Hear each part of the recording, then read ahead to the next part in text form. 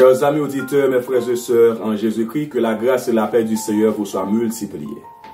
Samedi passé, nous avons entamé sujet ça, qui c'est la sanctification. On peut dire que sans la sanctification, personne ne verra Dieu. Sans la sanctification, frères et sœurs, personne ne verra Dieu. C'est une obligation. La sanctification, ce n'est pas une option, mais c'est une obligation.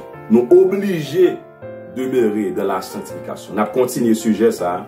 Je veux dire, nous voulons présenter les 3 niveaux de la sanctification, ou bien 3 dimensions de la sanctification. 3 dimensions, ou bien 3 niveaux de sanctification. La Bible, frères et sœurs, nous présente la sanctification sur 3 niveaux, bien sous 3 formes, bien sous 3 dimensions. La sanctification, ce n'est pas un acte, mais c'est un processus. C'est pourquoi, frères et sœurs, il y a plusieurs niveaux, plusieurs dimensions de sanctification. Aujourd'hui, nous voulons partager avec vous 3 niveaux de sanctification. Premier niveau de sanctification, on l'appelle la sanctification positionnelle ou initiale. La sanctification positionnelle ou initiale. Qu'est-ce qu'on entend par la sanctification positionnelle ou initiale? La sanctification positionnelle ou initiale, c'est une réalité spirituelle immédiate qui a eu lieu au moment de la conversion. C'est une réalité spirituelle immédiate qui a eu lieu au moment de la conversion. Lorsque vous convertissez vos sœurs, ou convertissez ou repentez ou acceptez Jésus comme Sauveur et Seigneur, eh bien, bon Dieu les sanctifie en Jésus-Christ. C'est-à-dire, les mettez à part, les sanctifie à travers le sang de Jésus-Christ. Bon Dieu les déclaré au saint. On peut dire que le croyant est déclaré saint par Dieu à cause de son union avec Christ. C'est une sanctification par la foi. Donc nous sommes sanctifiés par la foi en Jésus-Christ.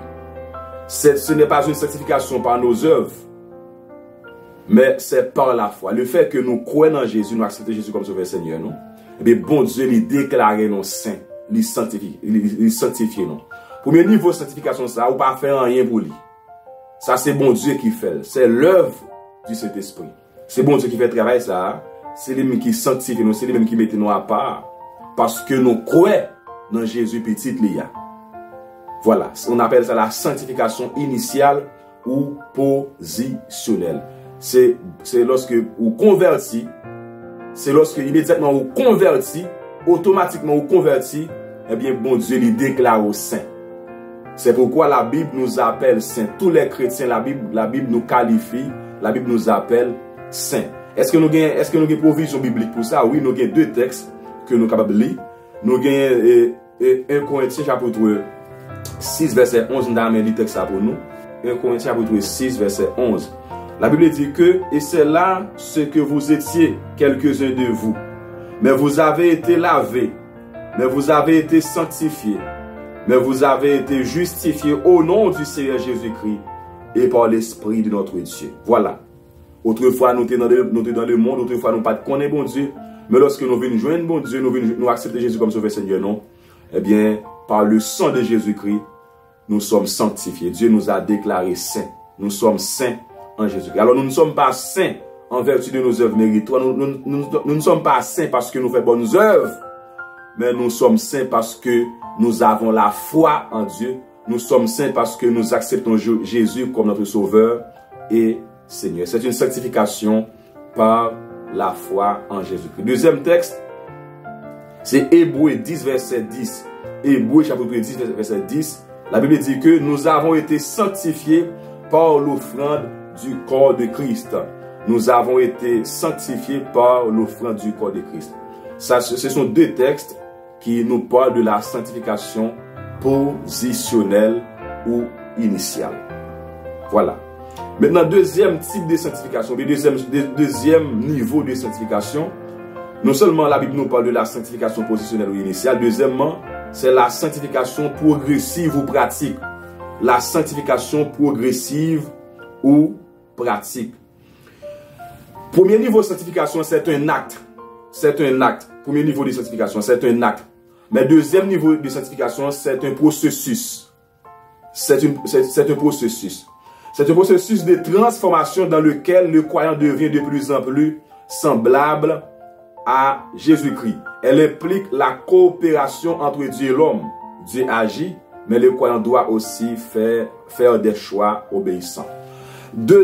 Premier niveau de sanctification positionnelle là, ou initiale là, il dépend de Dieu. C'est bon Dieu qui fait travail ça. Ou moi avec vous, nous pas aucun rôle nous jouer là-dedans. Dans le premier niveau de sanctification. Mais cependant, deuxième niveau de sanctification, qui est une sanctification progressive ou pratique, moi avec vous là, c'est là nous devons jouer pas nous. C'est là nous gain partition pas nous. C'est-à-dire c'est pour me dire que dans la sanctification, il y a la part de Dieu et il y a la part du croyant. Bon Dieu qui ne pas lui jouer et croyant, il ne pas lui jouer également. Par sanctification progressive là, croyant, chrétien, il a un effort qu'il doit faire pour le capable vivre, pour le capable pratiquer la sanctification. C'est vivre, c'est demeurer constamment, continuellement dans la sanctification. Il y a un texte, c'est 2 Corinthiens 7 verset 1. 2 Corinthiens chapitre 7 verset 1. La Bible dit que purifions-nous de toute souillure de la chair et de l'esprit, en achevant notre sanctification dans la crainte de Dieu. 2 Corinthiens 7 verset 1. Purifions-nous de toute souillure de la chair et de l'esprit, en achevant notre sanctification dans la chair, dans la crainte de Dieu. Ça, c'est la sanctification progressive ou pratique. Deuxième texte, c'est 1er épître de Thessalonique chapitre 4 verset 3. 1er épître de Thessalonique chapitre 4 verset 3. La Bible dit que ce que Dieu veut, c'est votre sanctification. C'est que vous vous absteniez de la débauche. Dieu ne nous a pas appelé à la sanctification, mais Dieu ne nous a pas appelé à l'impureté, mais à la sanctification. Ça, c'est la sanctification pratique ou progressive. Nous devons marcher, demeurer dans la sanctification. Troisième niveau de sanctification, frères et sœurs, on l'appelle la sanctification finale. La sanctification finale ou achevée. La sanctification finale, on l'appelle aussi la sanctification complète ou achevée. La sanctification, ou capable de dire la sanctification finale, complète ou achevée. Ça, c'est lorsque nous, avec Jésus-Christ, c'est lorsque, frères et sœurs, nous avec Jésus-Christ, lorsque nous quittons le monde, ça, nous quittons la vie, ça, nous quittons comme ça, c'est lorsque nous serons avec Jésus-Christ, les ça, nous pourrons atteindre totalement, complètement la sanctification. Le ça, pas aucune possibilité pour nos pécher encore. C'est ce qu'on appelle la sanctification finale, complète ou achevée. N'appelons texte, c'est 1 Jean 3, verset 2. 1 Jean 3, verset 2 nous dit, bien-aimés, nous sommes maintenant enfants de Dieu. Et ce que nous serons n'a pas encore été manifesté. Mais nous savons que lorsque cela sera manifesté, nous serons semblables à lui parce que nous le verrons tel qu'il est.